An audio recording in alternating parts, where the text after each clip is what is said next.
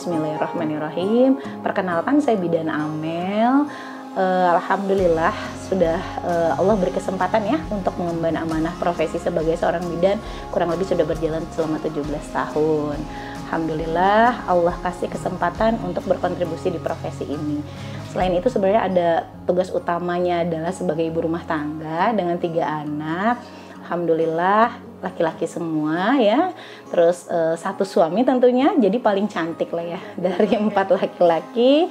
Lalu kemudian kesibukan sehari-hari sebenarnya adalah menjalani sebagai profesi ibu rumah tangga aja. Jadi kalau pun praktek klinis ya alhamdulillah disupport sama tim ya. Di sini tuh bidan jaga kita kan ada 7 dan sama Umu gitu, jadi ada 8 bidan timnya.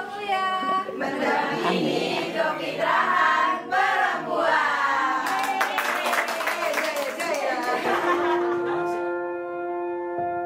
Oh, ya bisa bilang value-nya ya gitu ya.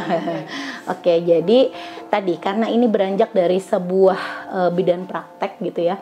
Jadi di sini memang kental dengan heritage bidan yang kita jaga gitu ya. Jadi alhamdulillah Allah kasih kesempatan saya untuk membersamai anak bidan-bidan muda yang Masya Allah gitu ya. Ya tentunya saya yakin gitu mereka datang ke sini juga atas izin Allah, lalu kemudian memang orang-orang yang dipilih untuk kemudian bersinergi bersama saya gitu ya.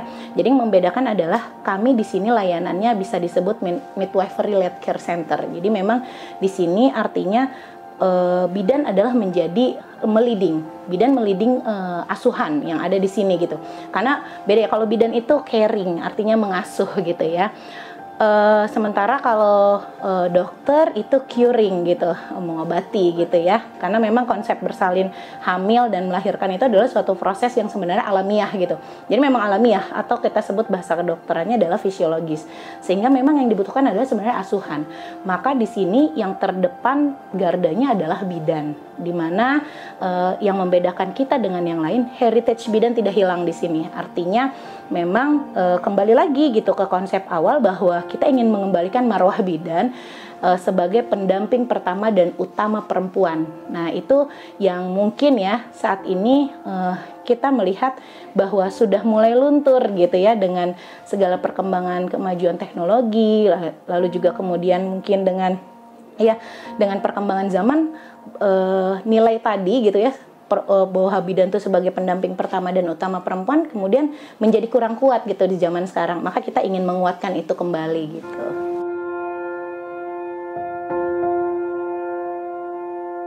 Kita tilik dulu ya dari asal-usul bahas kata fitrah itu kan fatoro gitu ya. Itu artinya adalah yang terbelah gitu. Jadi ketika kita membelah sesuatu lalu kita melihat intinya, di situ berarti ada makna hakikat gitu. Fitrah tuh bawaan gitu, yang memang makanya setiap manusia terlahir dalam keadaan fitrah. Kita kan tinggal orang tuanya aja gitu yang akan menjadikan dia seorang Islam, Majusi gitu atau Nasrani. Nah, fitrah di sini artinya adalah bagaimana memang potensi awal yang Allah kasih kepada perempuan gitu. Itu memang potensi fitrah, potensi dasar. Artinya apa? Ketika perempuan memang sudah dianugerahi Allah secara qadarullahnya kadar ya. Jadi kan qadarullah itu ada kadar spesifikasi yang kita miliki. Perempuan itu secara qadarullahnya memang sudah punya rahim gitu ya. Sudah punya rahim yang memang Allah peruntukkan rahim itu untuk menjadi alam kehidupan calon bakal manusia. Dan ini bukan kata umum gitu, ini ada di Al-Quran gitu ya. Itu yang pertama. Lalu kemudian kita meyakini ketika Allah sudah menitipkan atau kemudian sudah terjadi proses kehamilan, maka seketika juga itu Allah berikan kemampuan untuk mengeluarkannya. Entah mengeluarkan dalam kondisi memang sampai 9 bulan atau bahkan keguguran, yang jelas ya memang sudah punya potensi untuk mengeluarkan secara alamiah gitu. Coba kalau kita belajar secara anatominya, ya rahim ada lubangnya namanya jalan lahir, ya keluarnya lahirnya lewat situ gitu. Nah ini kemampuan melahirkan ini sepakat dengan hamil tadi. Jadi kalau Umu sering bilang ada banyak para pejuang fitrah yang datang ke Cikal, nggak mungkin ada hamil yang abadi. pasti keluar. Sepanjang zaman itu sampai kiamat nanti nggak ada hamil tuh abadi gitu, pasti keluar. Nah, maka fitrah berkelanjutannya adalah menyusui. Ini juga perintah Allah, bukan kata umum. Jadi ketika kita memperjuangkan kefitrahan ini, artinya kita sedang memperjuangkan apa yang menjadi pengaturan Allah, bukan dari perspektif kita. Kita harus sadar betul bahwa benar salah itu datangnya bukan dari perspektif manusia. Benar salah itu tolak ukurnya adalah datangnya dari Sang Pencipta. Dan itu kan harus kita yakini ya, sebagai kita yang mengimani, berakidah Islam tentunya.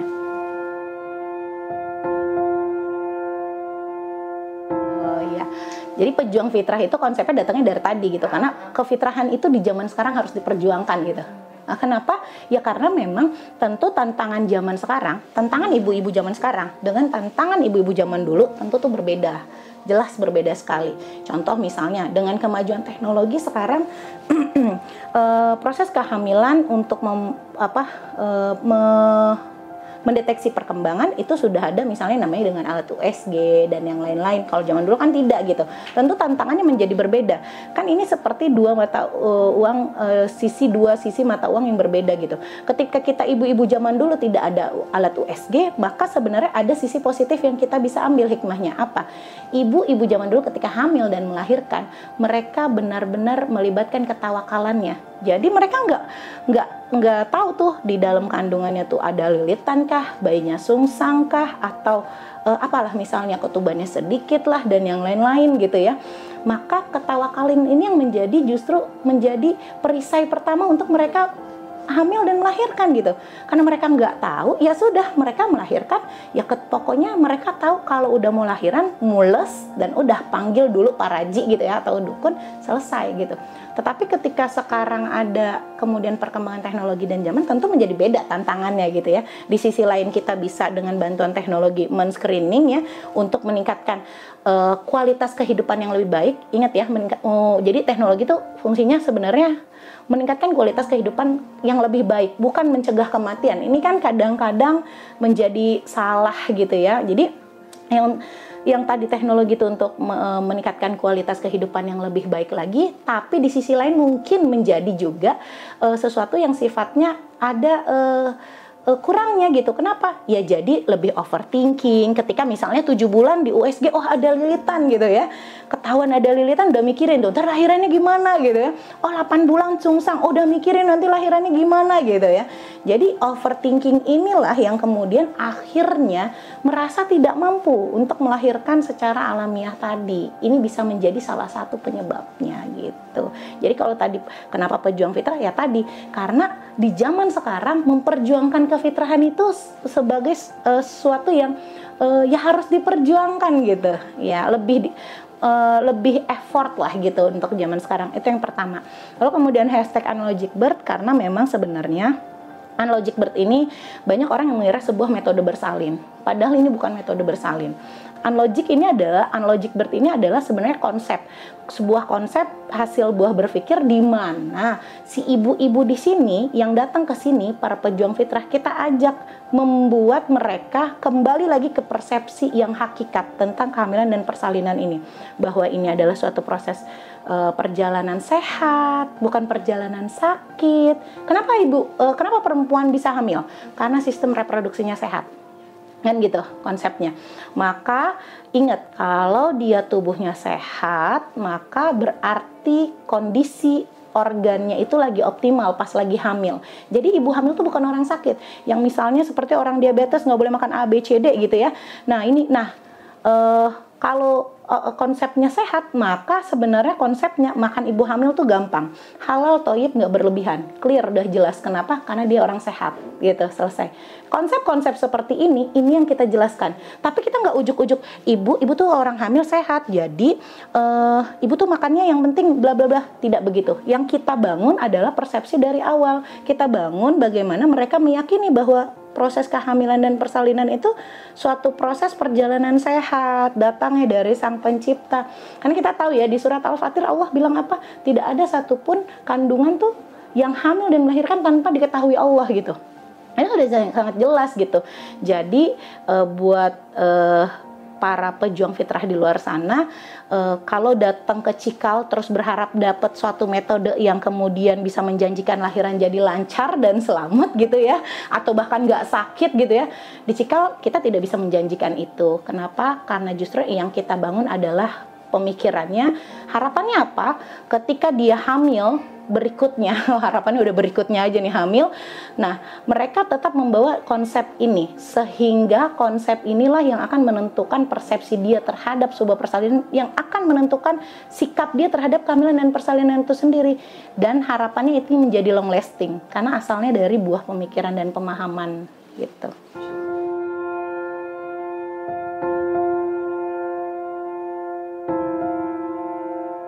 Jadi bismillah ya. Jadi untuk para perempuan di luar sana yang belum memasuki fase pernikahan ya, perlu diketahui bahwa sehatnya sel telur atau sistem organ reproduksi ya. Jadi bukan cuma sel telur, di situ ada rahim, ada indung telur, ada sel telur dan lain-lain. Itu tidak instan diperoleh gitu. Jadi artinya oh ya udah nanti ibaratnya gini ya, udah gue ntar aja kalau udah mau kawin deket-deket baru makan sehat gitu ya misalnya. Nah, ini kan sering sekali kemudian menjadi sesuatu yang malah akan menjadi masalah. Kenapa? Karena sel telur yang kemudian yang akan dihasilkan ini tadi tidak instan sifatnya. Begitupun juga sperma yang akan kemudian nanti ini menjadi cikal bakal janin ya, pertemuan antara sperma dan sel telur ini. Maka yang paling bisa dilakukan untuk para ibu-ibu di luar sana, kalau secara umum sebagai bidan, maka yang umum menjadi prioritas seorang bidan adalah kesiapan secara sistem organ reproduksi, yang tentunya kalau kita ketahui menjaga apa yang kita makan gitu ya, menjaga kebersihan area organ reproduksi, ini lifestyle yang sehat, dan ini sangat berpengaruh gitu dengan produksi nanti bagaimana sel telurnya dikeluarkan dan yang lain-lain. Jadi persiapan yang paling penting dari sisi kesehatan reproduksi adalah ya benar-benar belajar bagaimana cara agar mendapatkan kondisi yang optimal ketika sudah masuk fase persalinan. Itu yang pertama. Yang kedua, perlu dilakukan screening. Tadi kenapa zaman dulu nggak perlu screening nih sebelum hamil gitu ya, sebelum hamil, sebelum nikah. Tapi kalau sekarang perlu menurut umum. Kenapa? Karena luar biasa tadi kita hidup di zaman yang berbeda, lalu kemudian sekarang angka seperti HIV, hepatitis B, sifilis itu sangat tinggi angkanya. Maka buat perempuan yang ingin menikah ini perlu dilakukan dalam rangka apa? Men-screening. Jadi kita nggak pernah tahu apakah jangan-jangan diri kita atau pasangan kita, sehingga ketika kita memutuskan untuk hamil kita sudah tahu bagaimana secara keilmuannya untuk mencegah agar ini tidak berkelanjutan menular kepada keturunan kita selanjutnya. Jadi perlu dilakukan screening gitu ya. Lalu dari sisi reproduksinya, dan kalau memandang sebagai bidan adalah pendamping sepanjang siklus kehidupan perempuan, yang tidak kalah perlu dipersiapkan adalah Masya Allah, belajar peran suami istri itu jauh lebih harus dikerjakan. Kenapa?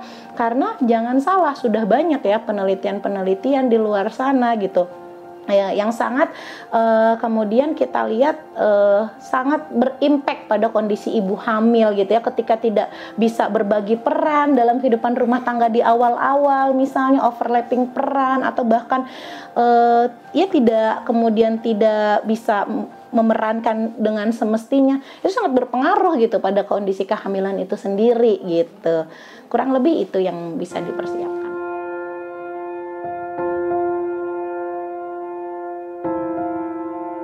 Jadi sebenarnya lahiran itu nggak ada normal nggak normal ya. Jadi maksudnya Masya Allah ya, normal itu kan berarti kalau nggak normal berarti anomali gitu kan. Nah jadi kenapa kita lebih merasa pas ketika menyebut alamiah, karena tadi konsepnya memang alamiah sekali. Lalu kemudian contoh sekarang ini, Fani pakai kacamata. Fani minus berapa Fani? Berapa?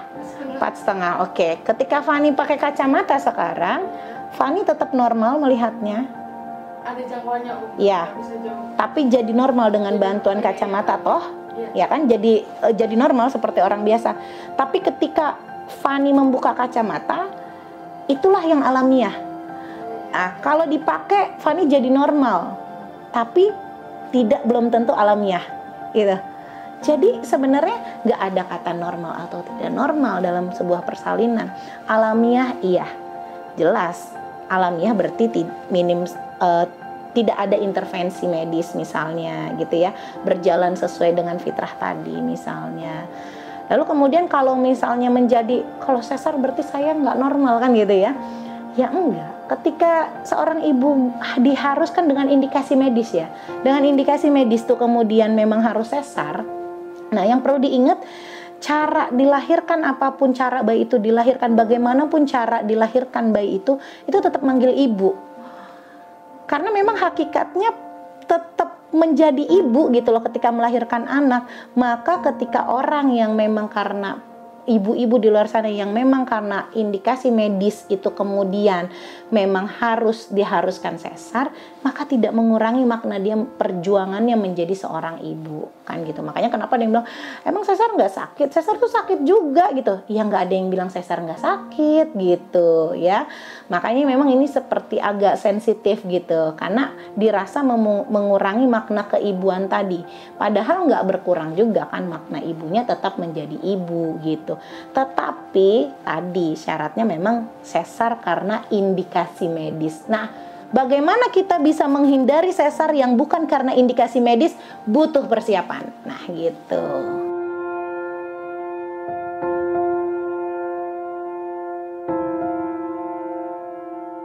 Ya, tapi misalnya gini deh, gampangnya lahiran tanggal cantik gitu ya, misalnya, atau bahkan yang lebih parahnya lagi lahiran di tanggal tertentu karena keberuntungan. Nah ini para ulama bersepakat bahwa ini justru adalah jatuhnya kepada hukumnya haram. Kenapa? Karena ketika kita meyakini satu tanggal tertentu ini menjadi keberuntungan si anak dalam kondisi lahir, hati-hati nih gitu. Makanya Masya Allah ya, maksudnya kan baik memperjuangkan anak, tapi ternyata dengan kaidah syariat ini nggak boleh gitu kan, kita makanya harus hati-hati. Makanya kenapa tadi supaya pertanyaannya adalah bagaimana supaya terhindar dari sesar yang bukan indikasi medis? Belajar. Ya kuncinya adalah belajar. Yang kedua, mendekat kepada lingkungan yang terus mengingatkan pada kebenaran dan kesabaran. Belajar terus tapi nggak dapat provider yang sevisi juga sama aja gitu. Betul. Jadi support system itu bukan cuma provider, suaminya pun juga support gitu.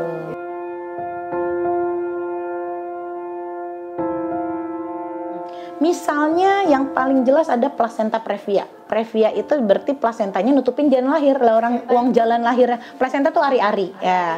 Jadi ari-arinya memang nutupin jalan lahir. Ya orang lahir jalan lahirnya ditutup ya gimana mau lewat. Nah, misalnya gitu.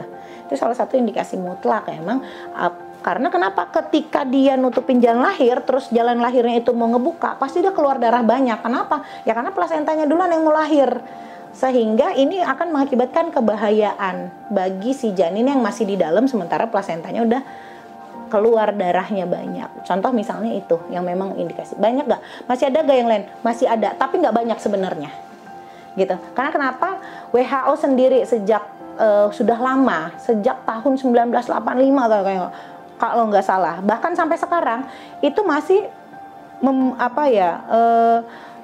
masih berstatement bahwa gini, kehamilan dan persalinan adalah sebuah proses perjalanan yang fisiologis. Fisiologis itu berarti alamiah.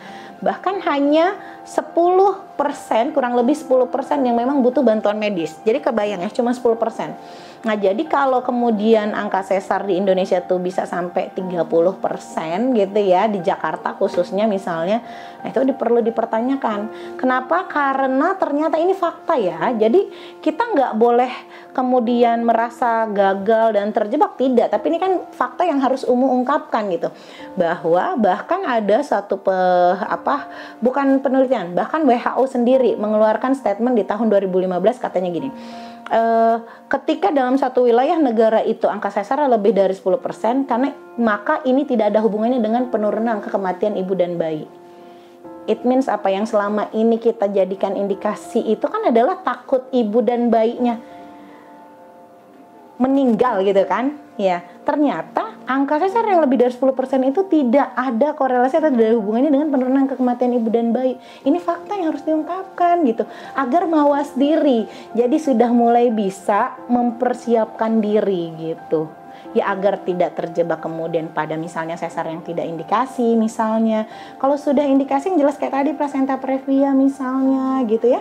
Loh, ya ini adalah justru bagian juga dari kita, bagian ketaatan kita kepada Allah. Untuk apa? Tidak menzolimi diri kita, kan gitu.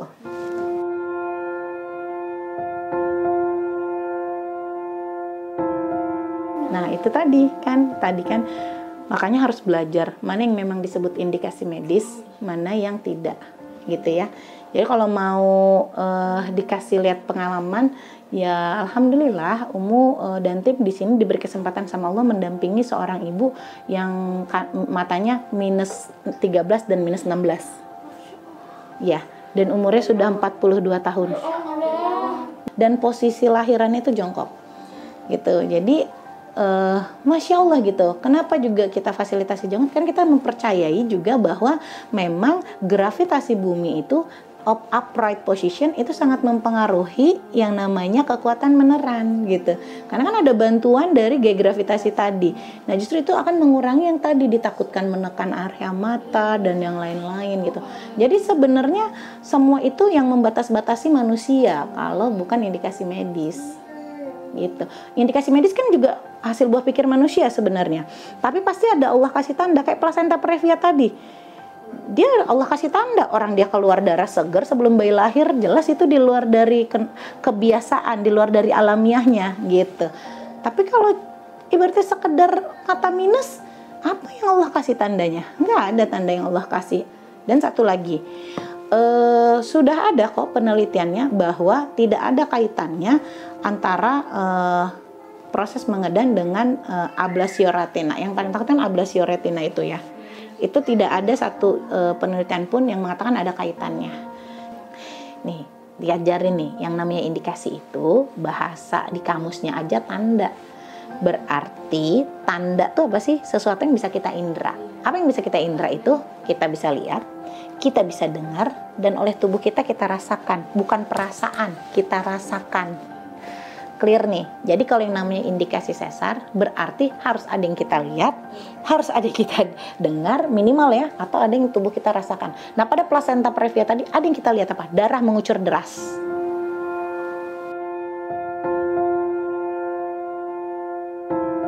Nah itulah yang justru harus kita pelajari sehingga kita bisa menghindari hal-hal seperti itu.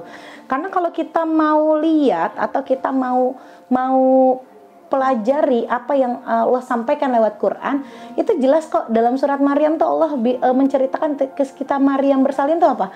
Kata Allah gini, maka rasa sakit akan melahirkan anak. Itu berarti pengaturan Allah. Ketika akan melahirkan anak, seorang ibu itu ada rasa sakit. Lawang ini udah aturan Allah, kamu mau ngilangin rasa sakitnya. Maka lihat saja ketika kita menghindari pengaturan Allah, akan ada dua kemungkinan yang kita terima. Kita tidak dapat maslahat yang mungkin Allah simpan dalam proses pengaturannya itu, atau bahkan kita akan menerima mudorot gitu. Nah itu kan harus menjadi sesuatu yang kita pikirkan kembali. Oh emang Allah tuh kasih ada rasa sakit loh ketika lahiran. Meskipun misalnya secara keilmuan hari gininya gitu ya, kita nggak tahu tuh emang apa sih impactnya kalau kita ngilangin sakit gitu misalnya. Tapi Umi yakin di kemudian hari ketika nanti akan ada suatu pembuktian ilmiah gitu, maka memang Quran ini akan proven sepanjang masa kan gitu. Nah maka konsepnya adalah ketika lahiran, karena dia keniscayaan rasa sakit itu, maka tugas kita itu bukan bagaimana nih rasa sakit hilang gitu. Yang namanya pengaturan Allah sudah menjadi ketetapan Allah, maka tugas kita tuh cuma dua. Kita mau menerima ini sebagai ujian, sabar. Nerima rasa sakitnya, kita anggap ujian, sabar ngadepinnya. Nerima rasa sakitnya karena kita udah tahu manfaatnya, terus kita jadi bersyukur. Maka kita jadi bersyukur karena menerima ini sebagai sebuah nikmat. Kan gitu. Nggak perlu kita mikirin gimana cara ngilanginnya. Itu namanya over expectation. Karena nggak bisa dilakuin, pengen dilakuin, akhirnya apa? Kecewa pasti. Gitu.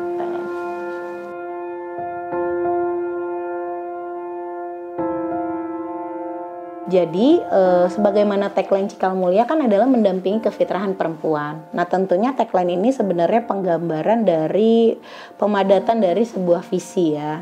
Nah visi kita itu kan memang kita mau hadir sebagai pendamping perempuan ya, di mana kita mendampingi untuk meluruskan niat, menyempurnakan ikhtiar gitu ya, agar terjaga kefitrahannya sebagai bentuk taat. Nah, artinya kaitannya dengan kerjasama yang akan kita lakukan ini karena luar biasa based on experience kita ternyata mempertahankan fitrah hamil, melahirkan itu juga harus jalan dengan fitrah mempertahankan menyusui gitu ya. Jadi kan ini kan yang kadang-kadang gini, orang banyak nih pejuang fitrah yang datang ke sini jauh-jauh pengen lahir alamiah gitu, pengen lahir sesuai fitrahnya gitu. Tapi ketika masuk fase menyusui nggak segitu memperjuangkannya. Karena kenapa? Karena dianggap oh ya udah kurang persiapan gitu.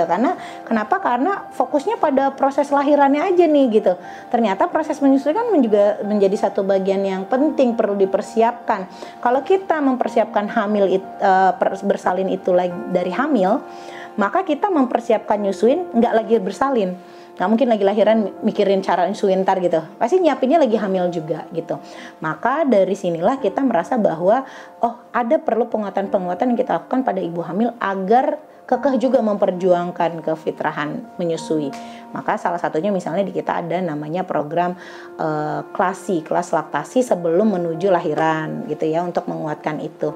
Nah ternyata ketika kita lihat si ibu yang menyusui ini lantas kemudian tidak juga hanya butuh yang namanya secara pengetahuan, tapi butuh juga support yang secara physically. Makanya kenapa luar biasa ya dalam surat Maryam ayat 26 itu ketika menceritakan proses tadi persalinan lahirnya Nabi Isa tuh ada kalimat di situ makan, minum dan bersenang hatilah ya. Makanya kenapa kita kalau tadi Mbak Fani kesini tuh disediain makanan yang enak gitu ya, karena kita memang pengen bikin ibu-ibu yang menyusui ini makanannya enak, minumannya enak, dan hatinya senang. Nah, hati senang ini tentu berkaitan juga dengan yang namanya situasi gitu. Semua secara detail kita perhatikan, termasuk kenyamanan dalam menggunakan pakaian gitu. Kebayang dong kita misalnya yang namanya ibu-ibu habis lahiran itu ya, 3 hari pertama ya, secara udah ibu 3 anak itu ya, 3 hari pertama tuh kita hidupnya cuma netein terus kelar netein, ngucek-ngucek popok gitu ya, terus ya itu aja. Dimana padahal budayanya orang Indonesia nih masih suka besuk ketika awal-awal lahiran gitu. Kebayang kalau kita pakainya home dressnya, yang penting gue nyaman nyusuin gitu, tapi kemudian tidak terlihat cantik tuh begitu tamu datang agak repot gitu misalnya. Nah kita makanya kenapa kemudian secara sampai sedetail gitu kita juga berusaha untuk tadi komitmen kita mendampingi kefitrahan. Maka ini bagian dari support sistem, bentuk support kita kepada ibu-ibu agar proses menyusuinya juga nyaman sehingga bisa terjalani proses kefitrahan itu. Bahkan Masya Allah, janji Allah apa yang bagi ingin menyempurnakan persusuannya 2 tahun. Ingat, Allah bilang sempurna persusuannya kalau sampai 2 tahun, dan itu pasti sangat diawali dari kehidupan hari-hari pertama tadi gitu. Jadi untuk para pejuang fitrah yang memang yang memang kemudian nanti perjalanan persalinannya didampingi oleh tim Squad Cikal, maka ketika dia bersalin nanti pulangnya akan kita bundling gitu atau paketkan dengan paket dari hijab alila ini, lemon sama hijab. Jadi dalam rangka tadi gitu memudahkan, jadi ketika lagi netein gitu terus ada tamu mau dateng gitu sudah set gitu, udah siap ready, tetap cantik lah gitu.